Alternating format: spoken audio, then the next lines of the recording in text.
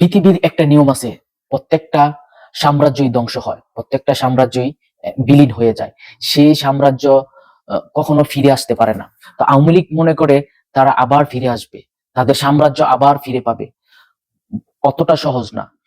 এই পৃথিবীর ইতিহাস তারা পড়ে দেখুক, সাম্রাজ্য হারিয়ে গেলে সাম্রাজ্য কখনো ফিরে পাওয়া সম্ভব নয়। ইতিহাস থেকে শিক্ষা নেয়। আপনাদের নেত্রী একজন সাইকো, মানে পৃথিবীতে যদি কোনো সাইকো মহিলা থাকে তাহলে এই আপনাদের আফা, না হলে পালিয়ে গিয়ে একের পর এক মানে কল রেকর্ড ফাঁস করতেছে, এই জন্য দেখে নিব, এই ওসির নাম ছবি তুলে রাখ, এই কারা কি করতেছে না করতেছে। আপনি বিদেশ থেকে কি বলতেছেন, আপনি দেশে কবে ক্ষমতা আসবেন, আইসা এই জন্য মারবেন, সে আপনি কতদিন বাঁচবেন? 5ই আগস্টে বাংলাদেশের ইতিহাসে এক সরকারের পতন হয়েছে। যারা 16 বছর বিনা ভোটে নির্বাচিত হয়েছিল, তাদের আধিপত্য মানে পুরো বাংলাদেশের মানুষ এককভাবে তারা রাজত্ব করেছিল, এবং তারা বড় ধরনের একটা নেটওয়ার্ক তৈরি করেছিল। তাদের কর্মী কম ছিল না, কিন্তু জনগণের ভাষা তারা বুঝতে পারেনি। তাদের নেত্রী জনগণের থেকে বিচ্ছিন্ন হয়ে গেছিল। তাদের নেত্রী এককভাবে একরকমই যেটা বলতো সেটাই করতো। এই একরকমই করার কারণে আজ তাদের এই অবস্থা। কিসের জন্য হয়েছে আপনাদের কি মনে হয়? এই শেখ হাসিনার কি এই একরকমই কারণের এই আওয়ামী লীগের পতন হয়েছে? আপনাদের মতামত অবশ্যই কমেন্টে লিখুন। পৃথিবীর একটা নিয়ম আছে, প্রত্যেকটা সাম্রাজ্যই ধ্বংস হয়, প্রত্যেকটা সাম্রাজ্যই বিলীন হয়ে যায়। সেই সাম্রাজ্য কখনো ফিরে আসতে পারে না। তো আওয়ামী লীগ মনে করে তারা আবার ফিরে আসবে, তাদের সাম্রাজ্য আবার ফিরে পাবে। অতটা সহজ না।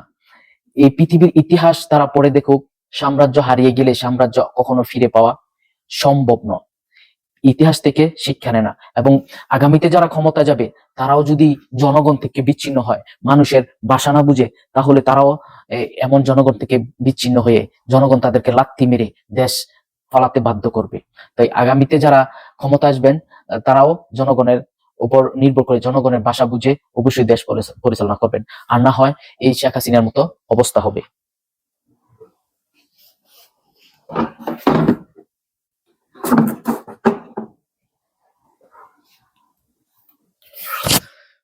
এই 5 আগস্টে ঘিরে নানান গুঞ্জন চলছে। এই 5ই আগস্টে ঘিরে নানান গুঞ্জন চলছে। গোয়েন্দা সংস্থার কাছে রিপোর্ট আছে 5ই আগস্টে ঘিরে সারা বাংলাদেশে অরাজকতা সৃষ্টি করতে পারে।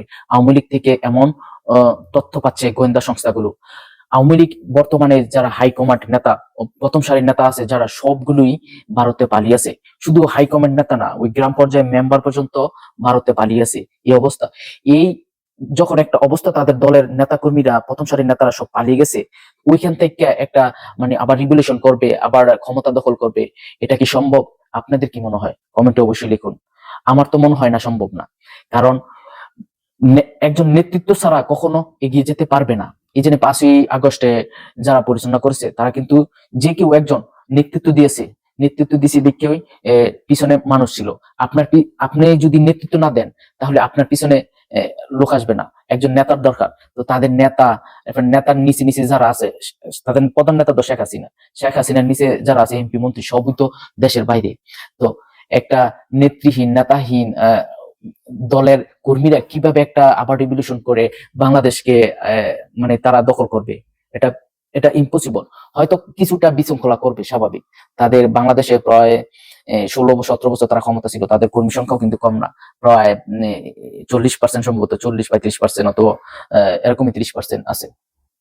আবার যারাও এখন আছে, তারা বাংলাদেশে যারা আছে পালিয়ে যায় নাই, তারাও কিন্তু এখন ওই যে বিএনপির পিছে, জামাতের পিছে পিছে ইয়ানাফসি যত আছে, যে আমাকে আপনারা কোনো মামলা দিয়েন না, আমি আপনাদের পিছনে আছি, আপনারা যেভাবে বলবেন সেভাবে করব।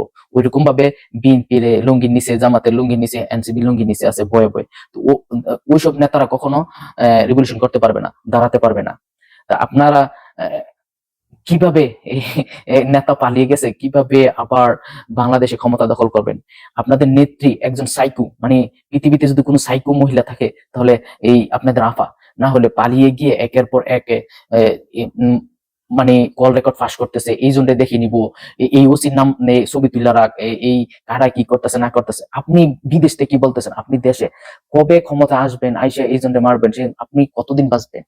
এই ধরনের সাইকো কথা, মানে কতটা সাইকো হলে এরকম কথাবার্তা বলতে পারে? এই মহিলাটা মানে মেন্টালিটির কারণে, সাইকোর কারণে আজ এই আওয়ামী লীগের এই অধপতনের অবস্থা।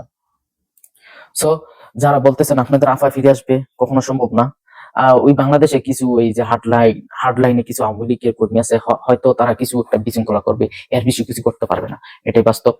তো সুস্থ দ্বারা রাজনীতি করতে হলে আপনাদের আফা ছাড়া সুস্থ দ্বারা রাজনীতি ফিরে আসুন, এটাই চাই। ভালো থাকেন, আসসালামু আলাইকুম।